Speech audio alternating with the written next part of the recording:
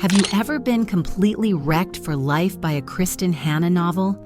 Have you finished The Nightingale and sat there staring at the last page, tears streaming down your face, wondering how one author could destroy you so beautifully? Or closed The Four Winds and felt like you'd lived through the Dust Bowl yourself, grit in your teeth and desperation in your bones?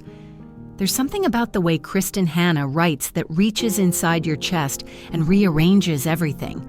Her books don't just entertain you, they change you. And there's a reason for that. A reason that goes all the way back to a hospital room in the mid-1980s. Let me take you there. It's 1986. Kristin Hannah is 23 years old, sitting in a hospital room with her mother, Sharon, who is dying of breast cancer. This is the last 3 months of her life. Kristin visits every single day after her law school classes, complaining about case studies, about the pressure, about a future she's not even sure she wants. Kristin has never once in her entire life expressed any interest in creative writing. She's studying to be a corporate lawyer. She dreams of being practical, successful, financially secure. And then her mother says something that stops Kristin completely cold. Sharon looks at her daughter and says, "Don't worry about law school. You're going to be a writer anyway." Kristin is shocked. Where did that come from? But Sharon isn't done. She says, "You know what? We should write a book together." For the next 3 months, Kristin Hannah and her dying mother outline a book together. Sadly, Sharon would die before reading a single completed page. But in that hospital room, they planted a seed that would eventually grow into a career spanning 30 years, 24 published books, over 25 million copies sold worldwide, and a net worth beyond her wildest dreams. And her real success, as we know her today, didn't start until she was in her 50s. This is the story of how a mother's premonition at age 23 came true. Let's dive in. I guess we should talk about the money first, because this is where things get really interesting. Kristin Hannah's estimated net worth sits somewhere between $12 to $17 million as of 2025. But some sources actually claim it could be as high as $50 to $70 million when you factor in all the film deals and international royalties. So how did a girl with a law degree build this book empire? Well, first, there are the book sales. Over 25 million copies sold worldwide. The Nightingale alone has sold more than 4.5 million copies and has been translated into 45 languages. The Four Winds hit #1 instantly on the New York Times, Wall Street Journal, and USA Today bestseller lists. The Women, which came out in 2024, became another blockbuster hit, and many say her best book to date. In total, she's written 24 books over 30 years. That's averaging a book per year. But the real money comes from film and television adaptations. Firefly Lane became a Netflix series starring Katherine Heigl and Sarah Chalke. The Nightingale was optioned for film with Dakota and Elle Fanning, set to star. The Women was pre-bought by Warner Brothers for a film adaptation before it was even published. The Great Alone was optioned by TriStar Pictures. Then there are speaking fees ranging from $50,000 to $100,000 per appearance. Publishing advances that grew larger with each successful book. Foreign rights sold in 45 different languages. Audiobook royalties streaming in year after year. But here's the paradox that makes this story so fascinating. Despite being worth millions now, Kristin spent her first decade as a writer barely making ends meet. Her early romance novels were published in paperback, paid modest advances, and she was essentially learning her craft in public while raising a young son. Kristin Hannah was born on September 25, 1960 in Garden Grove, California. She never wanted to be a writer. As a child, she dreamed of being a ballerina, spinning across stages in beautiful costumes. When Kristin was 8 years old, her father packed the entire family into a Volkswagen bus for a cross-country adventure. They eventually settled in Washington State, which would later become the backdrop for so many of her novels. Her career path seemed straightforward and practical. She earned her communications degree from the University of Washington in 1983. She took a job at an advertising agency, but she hated it. The work felt hollow, unfulfilling. So she did what many uncertain young people do. She went to school, this time it was law school. She attended the University of Puget Sound School of Law, graduating in 1986. From 1986 to 1993, she practiced corporate law, the billable hours, the corporate environment, the suits and heels every single day. It was suffocating her soul. And that's when everything changed. She never let go of that time spent with her mom during her final days. It's 1986 again. Kristin is in her third year of law school. Her mother, Sharon, has been diagnosed with breast cancer. The prognosis isn't good. These are going to be the last few months of her life. Kristin visits every day after her classes. She sits by her mother's bedside and complains when Sharon says something that stops Kristin in her tracks. Don't worry about it. You're going to be a writer anyway. Kristin had never taken a creative writing class, never kept a journal, never talked about wanting to write novels. Where was this coming from? But Sharon wasn't done. She said, "You know what? We should write a book together." Now, Kristin wanted to write horror, something dark and psychological, but her mother wanted to write a historical romance, and Sharon had the ultimate trump card. She looked at her daughter and said, "I'm sick. I pick." So for the next 3 months, Kristin Hannah and her dying mother created an 18th century Scottish romance novel. They filled pages with characters and plots and dialogue. They built a world together while Sharon grew weaker and the story grew stronger. Sharon Hannah died in 1987 before she could read a single completed page. But Kristin did get to lean down one last time and whisper in her mother's ear. She whispered, "Hey Mom, I started our book." And that moment would haunt her and inspire her for the next 30 years. Now here's where the paradox of Kristin Hannah's success really begins. That first book, the one she wrote with her dying mother, was terrible. Kristin herself admits this openly.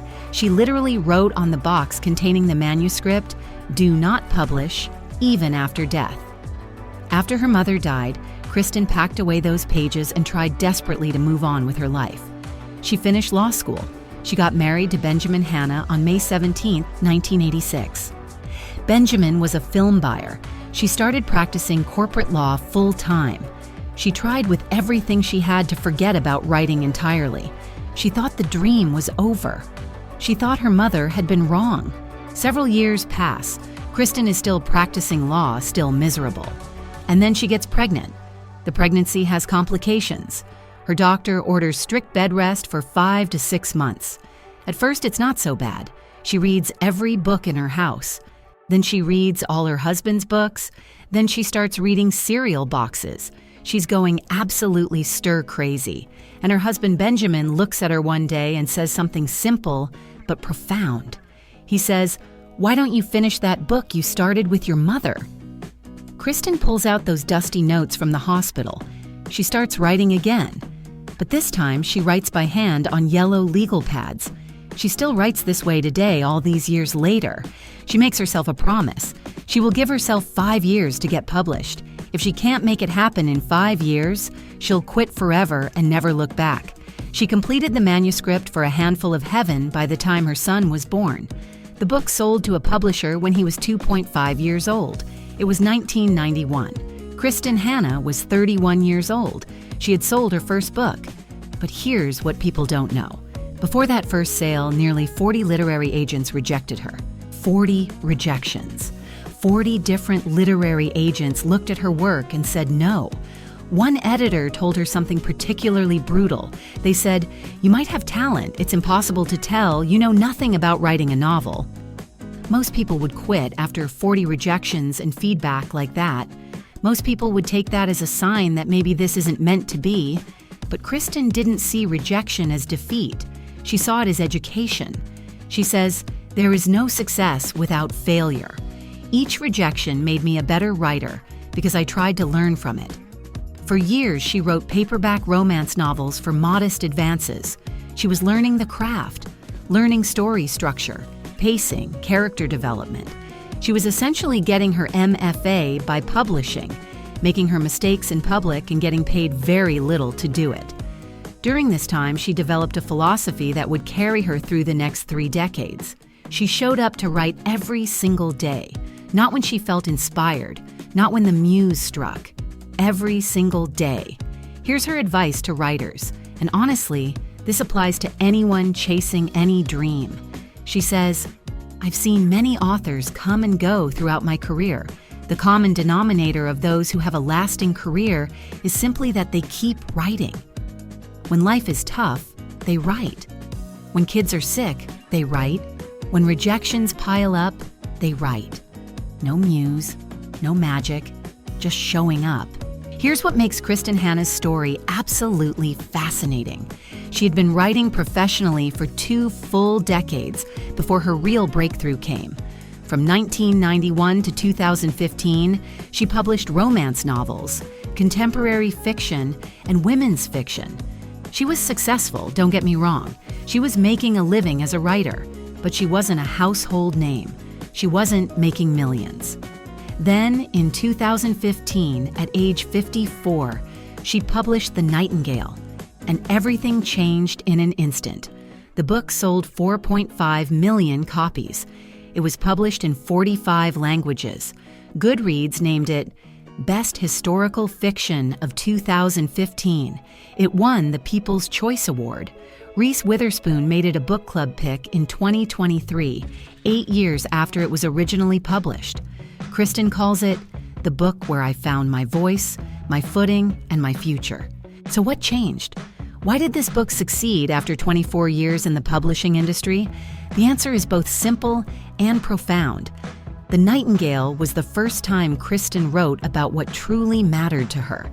She explains it like this: "I'm fascinated and irritated by how much women's history has been lost or marginalized or simply ignored. I want to find these forgotten stories and breathe life into them." For 24 years, she'd been writing to survive, to pay bills, to prove her mother right. But with The Nightingale, she finally wrote to live. She wrote the book only she could write. She wrote about women's courage in World War II, about sisters torn apart by war, about the quiet heroism that history forgot. That's when the money came. That's when the fame came. That's when everything changed. In 2022, a major company surveyed 76,000 Americans about their 100 favorite authors. Kristin Hannah ranked number 8. She was in the same company as Stephen King, J.K. Rowling, Nora Roberts, and James Patterson. But here's what's interesting. She's slowing down. For 30 years, she wrote a book a year like clockwork. Now she's being more selective, more intentional. She's realized something profound. Quality matters more than quantity. Impact matters more than output. Her recent books prove this strategy is working. The Great Alone came out in 2018 and instantly hit number 1 on the New York Times bestseller list. Goodreads named it Best Historical Novel of the Year. The Four Winds came out in 2021 and hit number 1 on every chart that exists. Book of the Month Club named it the best book of 2021. The Women came out in 2024 and became a Goodreads Choice Award finalist and made Apple's Best Books list. Success has given Kristin something precious: time. Time to be with her husband Benjamin on Bainbridge Island, Washington. Time to research deeply before writing. Time to write the stories that matter instead of rushing to meet deadlines. Remember Kristin's mother, Sharon? The one who died of breast cancer in that hospital room? Kristin didn't write about that experience for 28 years. She couldn't. It was too painful, too raw. But in 2008, when Kristin turned 40 years old, she finally felt ready. She wrote Firefly Lane. It's the most autobiographical of all her novels. The book is set in her hometown of Snohomish, Washington. The characters attend the University of Washington just like she did. They get degrees in communication, just like she did. And one of the main characters gets breast cancer and dies young, just like her mother did. Here's what gives me chills about this story. Kristin started writing Firefly Lane at exactly the same age her mother was when Sharon was diagnosed with cancer. And Kristin finished writing the book at exactly the same age her mother was when she died. Kristin said, "I felt her with me the entire time I was writing it." The book sold 1.2 million copies. It became a Netflix series that introduced her work to millions more readers. But more importantly, it gave Kristin something she had been searching for since she was 23 years old: understanding. Understanding of what her mother went through, understanding of their relationship, understanding of her place in her mother's heart. That terrible book they wrote together in the hospital? It became the foundation for Kristin's entire career. Every book she's published traces back to those pages. Every story she's told connects to that moment when her mother said, "You're going to be a writer anyway." Her mother was right all along. Want to know how a multimillionaire best-selling author actually works? Kristin Hannah doesn't use a computer for her first drafts. Everything is written longhand on yellow legal pads. The same way she wrote that first book with her mother. The same way she's been writing for 30 years. Her perfect day looks like this. She wakes up early, goes for a run. Then she sits on her deck overlooking the water on Bainbridge Island with a yellow notepad and loses herself in the story. During first drafts, she writes for 4 to 5 hours maximum. Any more than that and the quality starts to suffer. But during later drafts, when she's revising and polishing, she can work 10 to 12-hour days. And during the research phase, which is her favorite part of the process, she can spend months just reading and learning. She calls research her comfortable hiding place. For The Four Winds, which is about the Dust Bowl, she studied Dorothea Lange's photographs for months. She read firsthand accounts from survivors. She researched 1930s Texas until she could close her eyes and feel the dust in her lungs. Her philosophy is simple. Writing is about hard work and dedication and discipline. Talent is never enough. I've been doing this for 30 years and I still strive to get better with every book. As of 2025, Kristin Hannah has 4 different books in various stages of becoming films or television shows. She continues to rank as one of America's most beloved authors. She's sold over 25 million books. She lives quietly on Bainbridge Island, Washington, in a house where her neighbors don't even know she's famous. She still writes on yellow legal pads. She still doubts herself with every single book. She still remembers those 40 rejection letters. She still hears her mother's voice in her head saying, "You're going to be a writer anyway." Netflix series are made. Major motion pictures are in the works. From corporate lawyer to one of the most beloved storytellers in America. None of it would exist if a young woman hadn't listened when her mother said, "We should write a book together." That first terrible book is still in a box somewhere. Sharon Hannah died in 1987 believing her daughter would be a writer. She never lived to see a single published book. She never saw Kristin on bestseller lists. She never knew about the Netflix series or the film deals or the millions of readers. But she knew the most important thing. She knew her daughter had a story to tell, and she was right. Before you go, continue the inspiration with our Taylor Jenkins Reid documentary, another powerful story of resilience, reinvention, and empowering stories about women. And don't forget to subscribe. Our channel is where the world's most unforgettable author stories come to life.